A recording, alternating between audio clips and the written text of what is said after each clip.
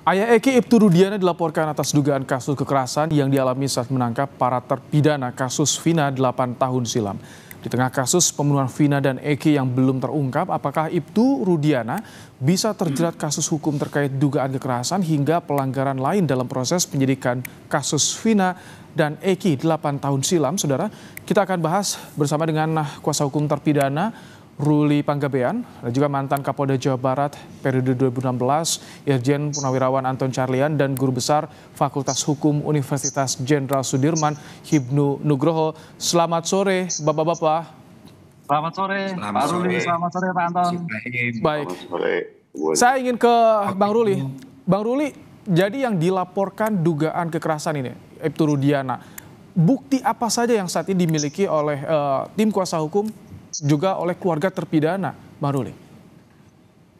Begini ya Pak, pemirsa sekalian, bahwa kasus ini sudah 8 tahun yang lalu, sudah begitu kusut. Jadi kami dari awal memilah ini sedemikian rupa, sehingga kami ingin tahu bagaimana sih masalah ini sebenarnya, terangnya seperti apa gitu. Oleh karena itu, maka dalam rangkaian yang sebelumnya kami lakukan pengujian terhadap apakah benar bohong atau tidak, ya kita uji saja melalui laporan polisi ini. Sebab ketika kita coba menghubungi juga sulit, tidak bisa kita berkomunikasi. Jadi terpaksa kami melalui laporan polisi ini. Nah, apa saja yang dilaporkan? Jadi kami menerima kuasa ini kurang lebih 2 bulan. Kami pelajari, kemudian hasil diskusi kami dengan para terpidana itu bahwa mereka mengalami tekanan-tekanan fisik. Jadi begini, ketika itu tanggal 27 Agustus 2016, Pak Rudiana ini menangkap dulu para terpidana ini tanpa surat penangkapan dan lain sebagainya. Kemudian setelah itu jam 19-nya dia baru melakukan laporan polisi. Ini yang kita ingin uji. Kemudian di dalam laporan polisinya, dia sudah bisa menentukan siapa pembunuhnya dengan menggunakan apa dan lain sebagainya. Padahal dia bukan saksi mata. Ini kan buat kita jadi meragukan gitu. Dan di saat penangkapan pun ada kekerasan, ada intimidasi terhadap terpidana ini. Betul. Nah sekarang masalahnya Pak, apabila BAP atau pengakuan itu didapat dengan cara seperti itu, apakah itu sah? Itu pertanyaan kami. Padahal dia nggak punya hak sebagai penyidik dan lain sebagainya. Gitu. Saya ingin ke Pak Anton. Pak Anton, dengan tadi catatan yang disampaikan Bang Ruli Panggabean, ada penangkapan dulu, baru pelaporan, bahkan ada intimidasi di sana. Dipertanyakan ini BAP-nya, sah atau tidak Pak Anton?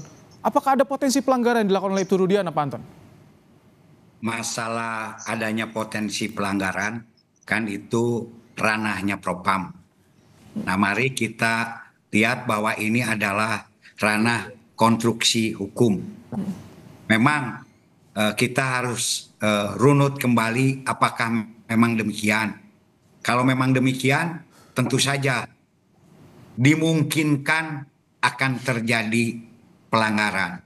Namun bila kita kilas balik melihat bahwa masalah salahnya penangkapan saat itu juga sudah ada pra-peradilan 2016.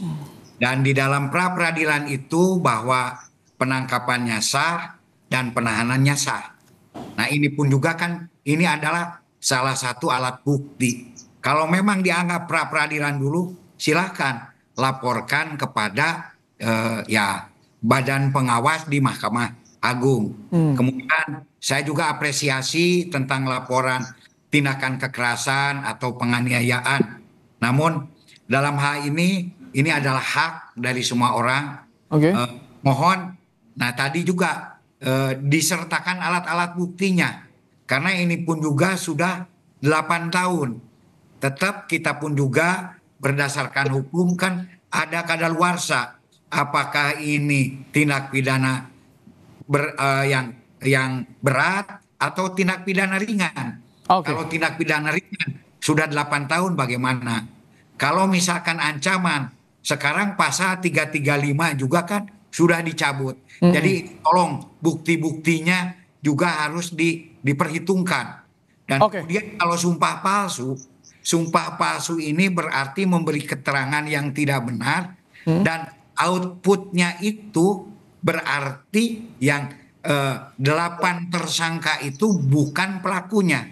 Nah, sementara saat ini masih statusnya adalah terpidana berdasarkan dari criminal justice system di 3 tingkatan sampai Mahkamah Agung. Jadi baik. Ini pun juga agak mungkin agak sulit untuk pembuktiannya, karena gimana pun juga tetap kita pada bukti segitiga. Nah, kecuali nanti mungkin kalau sudah PK dan bebas itu kita tanya ya Pak Anton soal bukti ini ke Bang Ruli. Bang Ruli, bukti apa saja yang saat ini sudah dikantongi oleh tim kuasa hukum untuk meyakinkan? Karena di pra-peradilan 2016 sudah informasinya dan tetap berlanjut. Bukti apa atau apa bukti baru yang dimiliki, Bang Ruli? Begini Pak, kita persangkakan beliau atau Pak Rudiana ini tidak satu pasal, Pak. Yungto beberapa pasal gitu. Termasuk di dalamnya tadi Pak Bapak sebutkan tadi ya, mengenai sumpah palsu, kemudian juga penganiayaan, kemudian juga perbuatan memaksa orang lain untuk pengakuan dan lain sebagainya. Dan tentu saja bukti-bukti itu tidak mungkin kami akan dibawa ke ranah laporan polisi kalau tidak ada buktinya. Kami memiliki bukti itu, tapi ya saya kira nantilah, saya tunggu penyidik aja dulu yang mengolah ini gitu. Saya nggak etis kalau saya sebutkan di sini. Begitu menurut saya. Baik, Prof. Hipnu, sebetulnya ketika ada laporan dari terpidana sudah 8 tahun lalu ini, bukti apa yang harus disertakan untuk bisa meyakinkan kalau untuk membuktikan betul ini ada kesalahan BAP, tidak sah BAP-nya. Seperti apa Prof. Hipnu bukti yang harus disertakan ini? Ya, jadi begini Mas, ini kan memang perkara 8 tahun yang lalu. Tapi kalau ingat bahwa tempus delictinya jelas dan locus delictinya jelas. Ini yang kita pegang dulu. Oleh karena itu ada 2 momen yang bagus. Pertama, momen evaluasi dari Propam. Evaluasi dari Propam ini paling tidak nanti bisa terlihat, saya sepakat Pak Anton tadi, apakah ini pelanggaran ataukah kejahatan. Nah, potensi yang terjadi pada Ibtu Rudiana, kalau itu memang ada suatu potensi pelanggaran, berpotensi menjadi obstruction of justice. Ini yang agak berat ini. Karena apa? Kasusnya itu kan sejak awal kan buktinya tanda petik ada pemaksaan. Ada suatu kehilangan dalam HP, dalam CCTV dan sebagainya. Potensi itu pasti ada. Ketidakprofesional suatu pengungkapan perkara berpotensi pada obstruction of justice. Itu yang pertama. Yang kedua terkait dengan penganiayaan. Betul, sepakat itu penganiayaan. Pertanyaannya bagaimana membuktikan? Dalam hal ini Mas, bukti scientific crime investigation kaitannya dengan kedokteran forensik sangat menentukan. Apakah 8 tahun dengan penganiayaan itu bisa terbuka? Insya Allah bisa. Karena jaringan manusia, jaringan tubuh, seandainya itu betul disampaikan oleh kliennya Pak Maruli tadi, saya kira itu suatu yang menentukan di mana letaknya, mana dan sebagainya. Tapi memang cukup lama, karena itu sudah 8 tahun. Nah, 2 hal itu, momen terkait dengan evaluasi Barreskrim itu menentukan potensi obstruction of justice, menghilangkan atau mengkaburkan atau merekayasa sehingga sampai pada sekarang ini. Dan kedua adalah penilaian yang real berdasarkan pengakuan para terdakwa yang sekarang ini sudah ditahan. Itu saya kira momen evaluasi untuk terjeratnya pada Ibtu Rudiana. Bang Ruli, sebetulnya yang jadi tujuan dari terpidana ini, apakah ingin memproses hukum Ibtu Rudiana, atau tak hanya itu, ada juga soal adanya eksaminasi di peradilan sebelumnya? Begini Pak, ini kan kita pilah-pilah dari awal rangkaian peristiwanya. Sehingga kalau misalnya ini, saya tidak berani, misalnya salah satu dari 3 yang kita persangkakan ini terbukti, maka cerita dakwaan itu menjadi kabur. Nah itulah yang akan mungkin salah satunya, dan tentu saja kita akan lihat soal kekeliruan hakim dan lain sebagainya dalam memutuskan perkara ini gitu. Jadi ya memang butuh waktu, Pak. Saya juga nggak berani untuk memastikan minggu ini atau minggu depan, tapi kita hati-hati karena ini menyangkut nyawa manusia. Saya juga tidak mau sembarangan dalam membuat memori PK ini kalau tidak sertai bukti yang jelas dan bisa dipertanggungjawabkan. Oke. Jadi itu adalah rangkaian dalam saya membuat atau mengumpulkan bukti. Pak Anton, dari terpidana yang mencari keadilan, ada harapan juga jika 3 laporan ini salah satunya jadi tersangka, artinya harus ada eksaminasi, dakwaannya itu yang menjadi kabur. Bagaimana Anda sebagai mantan Kapolda Jawa Barat melihat ini? Ya, saya kira karena ini sudah menjadi satu peristiwa criminal justice system, jadi bukan hanya polisi saja ya, karena sudah di tingkat Mahkamah Agung, ada jaksa, ada hakim. Kalau memang ini dianggap kekeliruan, ya perlu ada eksaminasi. Bahkan bukan eksaminasi biasa, tapi ini eksaminasi khusus, karena sudah menjadi perhatian publik. Apa betul dulu tuntutannya? Apa betul keputusan daripada hakim dari mulai tingkat pertama sampai tingkat terakhir. Nah ini pun juga apabila memang misalkan ada kekeliruan di salah satu tingkat saja akan menjadi salah satu bahan juga untuk nanti PK Bung Ruli gitu kan. Oh ini adalah salah satu. Nah justru ini ya harus simultan, semuanya harus bekerja sama gitu kan. Sehingga di sini pun juga ketika bergerak pun juga ada bahan-bahan dasar yang memang bisa dijadikan satu alat bukti, karena salah satu kekeliruan di dalam keputusan atau kekeliruan perilaku dari aparat penegak hukum ini pun juga bisa dijadikan salah satu dasar untuk mungkin untuk PK atau alat bukti yang menguatkan. Jadi eksaminasi ini saya kira cukup penting, dan kalau di tingkat penyidikan ya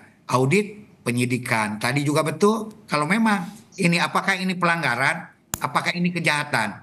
Nah, ketika laporan kan tentu saja diadakan penyelidikan dulu, penyelidikan oleh tim serse ini. Nah, ini apakah sudah masuk ranah pidana atau tidak, walaupun pasalnya tadi berlapis. Ada penganiayaan, ada tindakan kekerasan, ada sumpah palsu. Mari kita runut pasal per pasal. Nah, justru di sini ya saya sebagai mantan penyidik, kalau mau membuka kasus yang sudah lama itu salah satu kesulitannya adalah alat bukti. Makanya di sini tolong dipersiapkan betul alat bukti yang betul-betul bisa meyakinkan para penyidik. Nah, visumnya saat itu bagaimana gitu kan? Tapi Pak Anton, kalau misalkan tadi yang disampaikan oleh seperti Pak Anton, tadi yang disampaikan oleh Bang Ruli ketika Anda mantan penyidik, ketika betul ditemukan bahwa ada penangkapan dulu baru pelaporan, itu betul ada dugaan pelanggaran kalau seperti itu terjadinya. Masalah itu penangkapan ini ketika di dalam KUHAP ya, bukan dari Skep Kapolri. Apabila diyakini ada 2 alat bukti yang sah, siapapun juga, jangankan penyidik, masyarakat saja. Nah, kemudian dikuatkan oleh penyidik bahwa memang ada alat bukti yang sah dan dia pelakunya, ya yang mengujinya kan saat itu harus pra-peradilan. Ternyata saat itu diuji ke pra-peradilannya tidak dikabulkan. Tapi kalau saat itu dilaporkan ke Propam bahwa adanya penyalahgunaan kekuasaan dan lain-lain, ya mungkin lain lagi. Apakah saat itu pun juga dilaporkan tidak ke Propam, dan bagaimana hasilnya yang obstruction of justice. Itu makanya di sini salah satu alat ukur kan kita apapun juga, karena ini adalah ranah penegakan hukum, ukuran-ukurannya juga ya ranah-ranah penegakan hukum yang sudah ada gitu kan. Baik, kami tangkap. Prof Hipnu, dengan adanya laporan ini, jika misalkan arahnya ingin berharap membatalkan status hukum dalam terpidana ini, apakah akan terpisah eksaminasi ini karena menunggu PK atau bisa beriringan, Prof Hipnu? Ya, sebagai bentuk pertanggungjawaban itu orang kan begitu kan. Oleh karena itu dalam hal PK ya orang per orang. Bagaimana keterlibatan orang tersebut dari 7 itu seperti itu.